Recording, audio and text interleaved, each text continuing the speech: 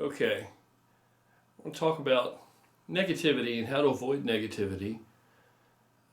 And yes, I have spoken about things along this lines previously, but I think that it's something that merits further engagement because negativity surrounds us everywhere in the world today. In our society, it's everywhere, and I'm not being pessimistic. It just is. Many cases when you may even go to work, and I've had people talk with me, speak with me. A really good guerrilla brother who is a correctional officer who has an outstanding physique, really good guy. He spoke with me about this topic. Sometimes you feel like you're submerged in negativity because maybe when you're at work, you're around a lot of negative people. A lot of people just feed into that negativity, and it's kind of like almost as if they just thrive off of it, and it just spreads very quickly, And in the workplace, I think sometimes it's easy for you to be sucked in and fall back into that is just a normal part of the routine. And before you know it and realize it, it's crept into your personal life. So let me start out by saying, while we're talking about the workplace, let's just say, why do you work? You go to work to improve, hopefully, or to sustain or maintain the quality of life with which you live day to day, right? So you don't really necessarily, I don't think, you don't want to live to work. We mostly, I guess you could say, work to live. For most of us, I think that's the case, really. Even if you enjoy your job.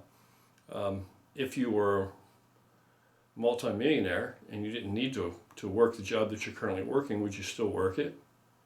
Would your life be less stressful without it? So even if you do enjoy your job and you do enjoy what you do, and I enjoy what I do, it's still more we work to live than it is to say that we live to work, because there's much other work that's more we could more passionately engage ourselves in, utilize our time working directly for ourselves, self-sustenance at home or whatever it might be that you're into. There's more things you could use your life up with the doing of than work if you didn't have to work. Anyhow, so I think you want to keep track and keep that in the forefront of your mind, why you're there, why you go to work. You don't want any kind of infectious negativity to slowly creep in around the edges and get inside of you, and then you carry that home. So if you stay on top of that, another thing you should do is like right at our front door. You come in the front door and there's a pantry. It stays pretty cold in there, and then there's another door where you can come into you enter the kitchen. At that door, within that pantry or mud room, whatever, there's a chalkboard, a small chalkboard there, and Valerie has written on it, be careful or be conscious of the energy which you bring into our house. So I think that's a really good thing. It's another thing, remind yourself every day to try to accomplish your 5 daily random acts of kindness, and maybe also remind yourself to wipe your feet at the door when you come back to your home. Wipe that negativity off just like you just stepped through something you don't want to track in the house. And make sure, conscious effort, that you don't carry that home with you. You don't take it into the house with you. Because then the work that you're doing to actually maintain a quality of life is actually eroding the quality of life at home, right? And I think part of that begins with, learning how to cope and how to deal when you are surrounded by negative individuals or people that seem to just roil and thrive in negativity. And there's a lot of those people out there, a lot of those folks, you have people like to gossip on the job, you have people like to talk about people, even if it seems harmless at first and you're just wisecracking and having a little bit of fun, it's still, if it's at someone else's expense, cut and dry, it's probably not a really good involvement of your spirit. And we all can get pulled into that easily enough, right? It doesn't make you a bad person. It just makes you somebody that's really not as aware as maybe we need to be. So first thing to think is negativity. It's how you respond to that in all facets of your day-to-day existence here on this planet. As you're moving through society or whatever it may be, when you encounter negativity, you don't want to meet negativity with more negativity. That's the first thing to try to realize. I mean, you're free to do what you want, but I think that spiritually it's going to be much more rewarding if you learn some other way to deal with it other than to meet negativity head on with additional negativity and more negativity. And that's easy to do, even just in traffic.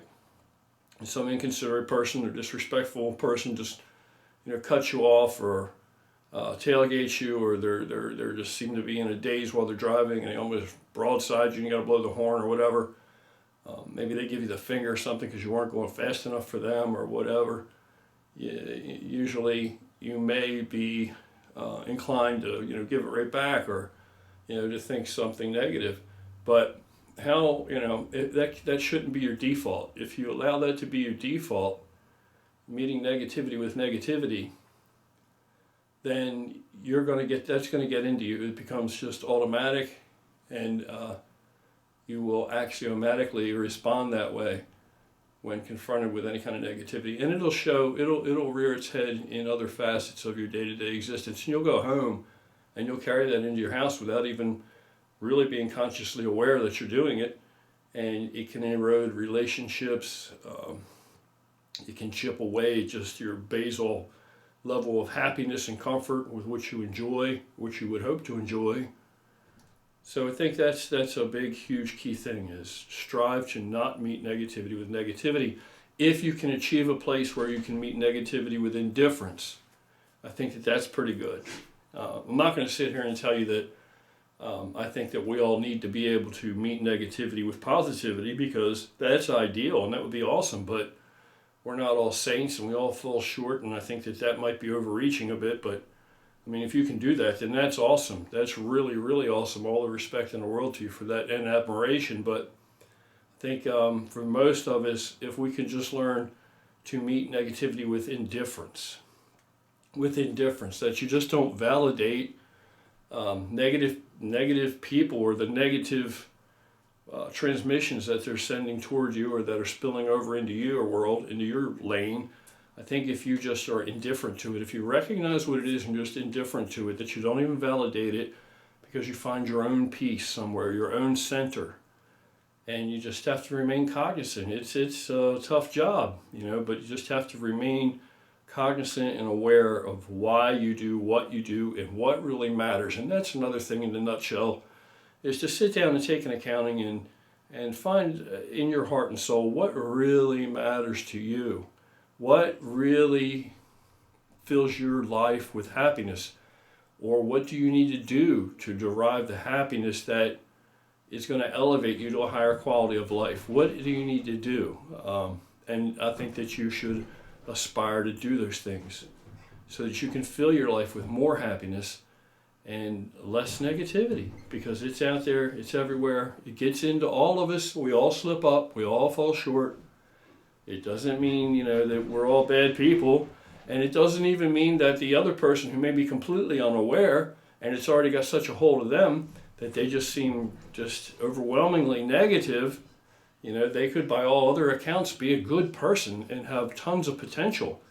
And one day, hopefully, they're going to ascend a bit and grow spiritually, and they're going to recognize it and get that negativity out of themselves and away from themselves, and their lives are going to be better for it too. But today, right now, if they're just shooting negativity towards you, if you're in a place where the best that you can hope to do is meet negativity with indifference, then that's what you should do. You meet it, you recognize it, and you move away from it. You just kind of, circumnavigate it. Just move away from it. Do not surround yourself with it. If you are so far along your path to spiritual enlightenment that you can take that on, and that you can hopefully, curve these people in to a more positive state of being, then that's admirable. But like I said before, that's great, that's awesome. But for most of us, if we can achieve a standing where we just meet negativity with indifference and we just kind of navigate around it, I think that's probably the best way to go. Because when you really think about it, is there ever been a time when you've really met negativity with more negativity that you were proud of in the aftermath, or that really resulted in a higher quality of life for you that lasted or was real, or even delivered lasting happiness to you? Were you ever really better for it? It's kind of like one of those things. When I was younger, I liked to drink and ride motorcycles and carry on, and you don't have to drink to ride a motorcycle. You don't have to carry on, and it depends on your definition of carrying on. But I used to like to do a lot of kind of crazy stuff, reckless stuff, and I just like to to drink. I like drinking with my friends. I like going out and racing around, riding around, and drinking and carrying on. But the thing is that when I reflect on that, I thought I was having a great time. I thought I was having a blast. A lot of it was an adventure. But did it deliver me any place further along that road to spiritual evolution or to enlightenment? Did it make my life more fulfilling for it? Did it make me better? Did it put me in a better standing anywhere along my path? Whatever it may be, all of us, our paths are different. They crisscross, they intersect, they run parallel very often. But we're each on our own path. No one is responsible for our happiness but us. We have to find our own happiness. And when I look back at those years, a lot of that seems like I frittered away a lot of time. I enjoyed riding. I had a great time. I still enjoy it. In fact, Val and I are considering we're going to build another bike. Maybe within the next few months we're going to get started on it. I've already been looking at some frames. But so I'm not saying that inherently if you want to ride your bike or you want to go out and have fun, or maybe it's cars or whatever you're into, that's going to detract from your quality of life overall, or that it's like you're going to be mired in one place without moving forward, or there's no ascension or progression. I'm not saying that at all. But what I'm saying is the other things that went with it, in my case, the drinking and the carrying on and all that, I can't think of one time really when I actually went out and drank on a Friday or Saturday night, or both maybe, and I actually was really better for it. Not better for it that it was any kind of lasting condition, So I think it was a lot of time that had I had the wisdom of being able to see from a perspective in the future, as a future me, I think I would have said, hey, you need to shit can all of this and find what's going to make you happy ultimately. Where are you trying to go? What is your plan? Where do you hope to get to? What is your intended destination? And moved more along a path that was more of a linear progression, and upwards ascension to that goal. So it's kind of like that with the negativity. You just want to be self-conscious and aware and meet it with indifference if you can, and keep it out of you. You can't figure out why other people embrace it, and the reasons are wide and varied. I don't even know that most people who do that and engage in that, embracing negativity and spouting negativity and just bathing within it, I don't even know that they can explain it themselves or explain themselves. I really don't think they can legitimately. I think that they're just they're seeing an illusion or a picture that's kind of clouded or hazed over, and they're not really seeing what it actually is, or else they would understand that they're doing themselves more harm than good.